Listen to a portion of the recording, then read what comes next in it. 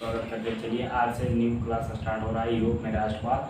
आज से फिर एक न्यू वीडियो के और हम चले। चलिए आज देखिए भाई, समय बहुत कम होने के कारण हम फिलहाल डायरेक्ट हम यहाँ यूरोप में राष्ट्रवाद के पॉइंट टू पॉइंट पढ़ा देंगे आप फिर इसके बाद तुरंत एक वीडियो तुरंत डालेंगे। आप कृपा करके वो वीडियो देखे जाए। चलिए यूरोप में राष्ट्रवाद देखिए, अब आप सबको स्टार्ट करते हैं। ठीक, देख रहे हैं ना।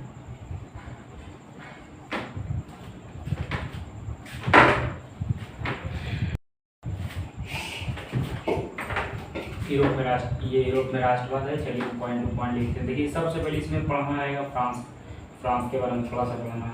फ्रांस के बारे में थोड़ा सा पढ़ना है। वियना के बारे में,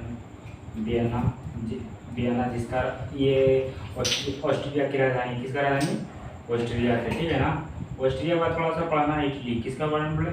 इटली के बारे में। किसके बारे में? इटली के बारे में। इटली के बाद जैसे आप आगे बढ़िएगा, इटली के बाद आता है जर्मनी। किसके बारे में? जर्मनी के बारे में, ठीक है ना। जर्मनी की जैसे आगे बढ़िएगा थोड़ा सा पोलैंड पढ़ना है। किसके बारे में? पोलैंड के बारे में पढ़ना है। पोलैंड के बारे में पढ़ना है। उसके बाद पढ़ना है थोड़ा सा हंगरी। उसके बाद पढ़ना है बोहेमिया।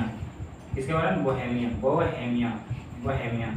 ठीक है, बोहेमिया। उसके बाद पढ़ना है, उसके बाद बोहेमिया हो गया। उसके बाद आएगा परिणाम, ठीक है ना। कि यूरोप में राष्ट्रवाद में सब मतलब इनमें से होने के क्रांति में क्या क्या इस सब में इसका परिणाम हुआ।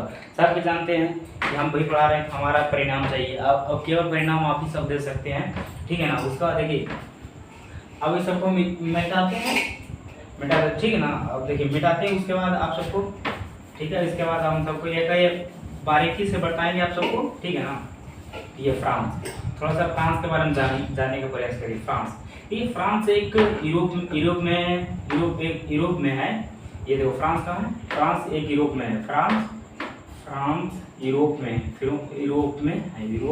ठीक, यूरोप में, ठीक है। अब भाई आप पूछेगा भाई यार यूरोप क्या है? ये देखो यूरोप एक महादेश है। यूरोप क्या है? एक महादेश है। क्या है? यूरोप एक महादेश है, ठीक है ना छोटू। ऐसे देखो महादेश की संख्या 7 है, ठीक है। इसमें एक यूरोप भी आता है, ठीक है ना। अब जो हम जहाँ अब देखो हम सब कौन सा देश में रहते हैं? कौन सा महादेश में रहते हैं? एशिया सबसे बड़ा महादेश है, ठीक है ना। चलिए हम आगे बढ़ाते हैं, ठीक है। यूरोप, फ्रांस, और फ्रांस में सबसे पहले आया था, इसमें आपको पढ़ना है। फ्रांस में देखो तो सबसे पहले बताते हैं फ्रांस की राजक्रांति कब हुआ? फ्रांस की राजक्रांति देखो, फ्रांस की राजक्रांति 1789 ईस्वी में, ठीक है। जब फ्रांस की राजक्रांति में 1789 ईस्वी नहीं हुआ, ठीक है। तो जब सबसे पहले देखो यहाँ पे आता है नेपोलियन बोनापार्ट। देखो फ्रांस की राजक्रांति में सबसे अहम भूमिका किसका? Napoleon Bonaparte. देखो एक नया हीरो का एंट्री हुआ। किसका हुआ? मतलब कि नेपोलियन बोनापार्ट। किसका हुआ? Napoleon Bonaparte. किसका पार्ट? नेपोलियन बोनापार्ट, ठीक है ना छोटू।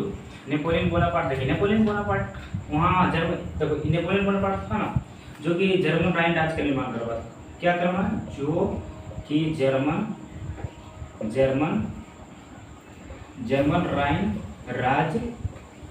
राइन राज्य का निर्माण करवाया। क्या करवाया छोटू?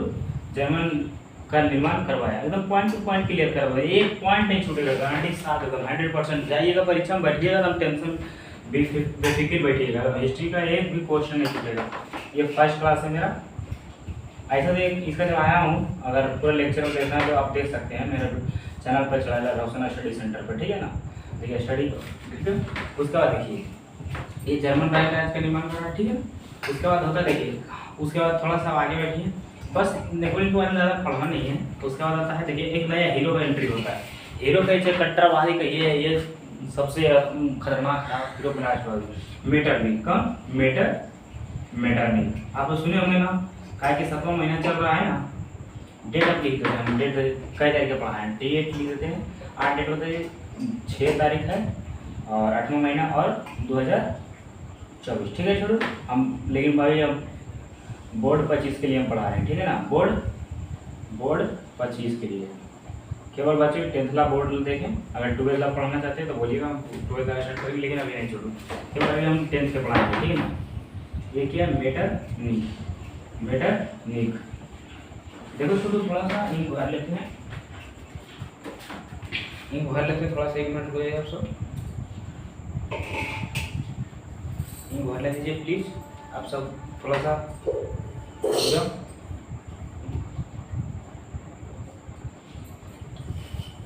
थोड़ा सा क्लास नहीं करवा लेते, इसलिए एग्जाम हो गया।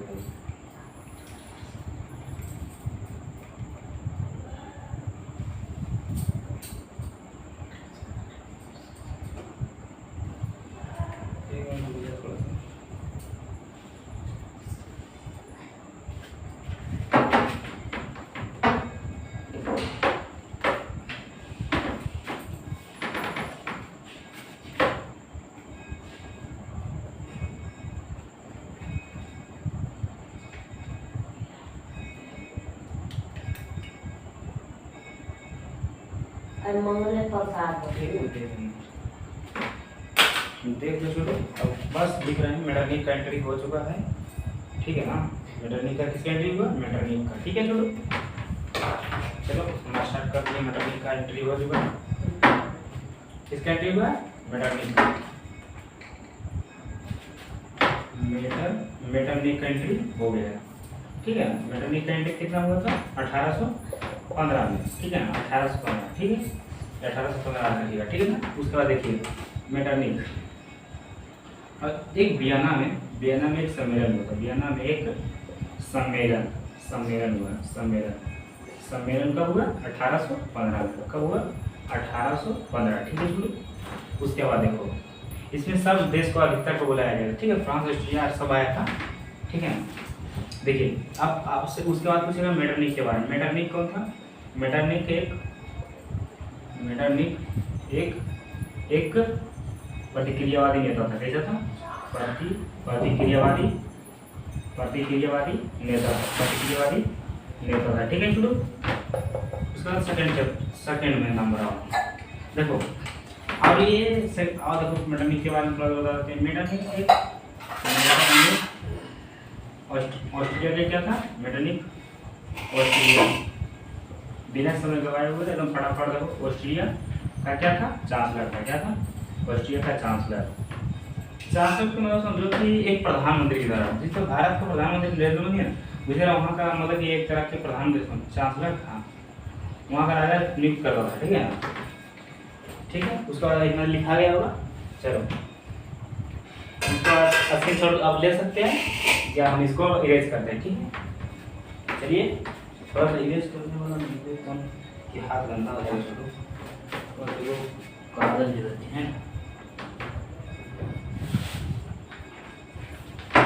एक मिनट कागज ले लो, कागज ले लेंगे ना तो दिक्कत है, बाकी तो आप सब होशियार रहिए।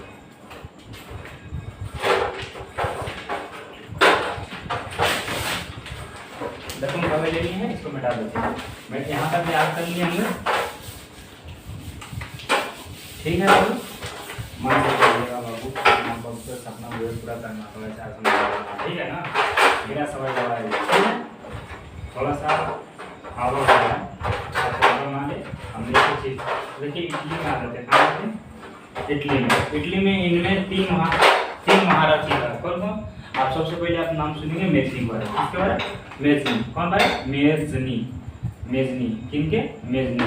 दूसरा था काउंट काबू, दूसरा काउंट काबू, तीसरा था गैरीवाल्डी, ठीक है ना दोस्त, गैरीवाल्डी। उसके बाद देखिए, चलिए सर शायद देखिए अभी हम मेजनी के बारे में बताते हैं, ठीक है, मेजनी, ठीक है, मेजनी एक गणतंत्रवादी बनेगा था, देखा था, गणतंत्रवादी का नेता था, ठीक है ना। बाद में चलकर ये कौन था गुरु, नहीं ठीक है, ये ठीक है, ये गणतंत्रवादियों का नेता था, नहीं यहाँ पे गलत है, ठीक है, इरेज कर लेना, ठीक है। चलो चलिए आगे देखो, मेजनी में 1831 में मेजनी ने यहाँ पे लिख दिए देते, काहे का सब प्रॉब्लम होगा, है कि नहीं, मेरनी ने 1831 में यंग इटली का क्या स्थापना किया। ठीक है चलो, ठीक है। छोटी मोटी रचना का मेरा कोई चैनल होगा, उस पर आप देखिएगा, देखो ब्लॉगर वाला आप सर्च करिएगा, देखिएगा ये मेरा चैनल है। ठीक है ना, इसमें मैं छोटी मोटी सुविधा दूंगा। इसमें से मेरा 3400 सब्सक्राइबर। ठीक है ना, अब देख लीजिए। ठीक, चलिए इस पे देखिए, मेरी ने 1820 में मिट्टी का स्थापना किया। उसके बाद देखो मेजनी ने 1800 क्या यंग यूरोप का स्थापना किया। ठीक है ना, क्या यंग यूरोप का स्थापना किया। क्या बोलो, यंग यूरोप का स्थापना किया। ठीक है, यंग यूरोप का स्थापना किया। यंग यूरोप का स्थापना किया। ठीक है ना, देखिए चलिए, मेजनी ने 1820 में यंग यूरोप का। ठीक है, आगे चलिए देखिए, यहाँ पे काउंट काबूल, यहाँ देखिए मेजनी और पोप का राजा पोप जो पोप था ना, जो कि रोम का क्या था, मतलब कि वहाँ का पोप बहुत बड़ा पादरी होता था, जो कि अपने आप में वहाँ का राजा वहाँ, और 3 को मिलकर क्या हुआ, फिर डिस्ट्रीब्यूट हो गया।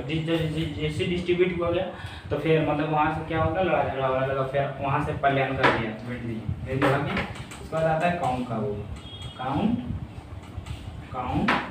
आता है, काउंट काबूल। ठीक है, काउंट काबूल। ठीक, उसके बाद देखो अभी तो हम सबसे पहले बड़ी बाधा किसमें मानता था, बड़ी बाधा क्या मानता था तू, रोशन है तो बड़ी बाधा किसको मानता था, बड़ी बाधा देखो, बड़ी बाधा सबसे मैंने मानता था ऑस्ट्रिया। ठीक है, ऑस्ट्रिया। लेकिन हाँ, इसमें प्रश्न आएगा भाई, ऑस्ट्रिया को मानता था। ठीक है, ऑस्ट्रिया को मानता था। ठीक है, चलो सेकंड नंबर देखो, काउंट काबूल को पूछेगा ना, काउंट काबूल को एक मिनट चलो, मुझे थोड़ा सा काम है। स्थापना नहीं, सदास था। ठीक है ना, गरीवाडी पेशेस था, नाविक पेशेस क्या था, नाविक। ये मेरा पहली वीडियो है, आपको कैसा लगा कमेंट करके जरूर बताइएगा। ठीक है ना, कहा कि हमको कल भी वीडियो बनाना है। ठीक, उसका क्वेश्चन आंसर आपको करवाते हैं फास्ट तुरंत। जय हिंद, जय भारत।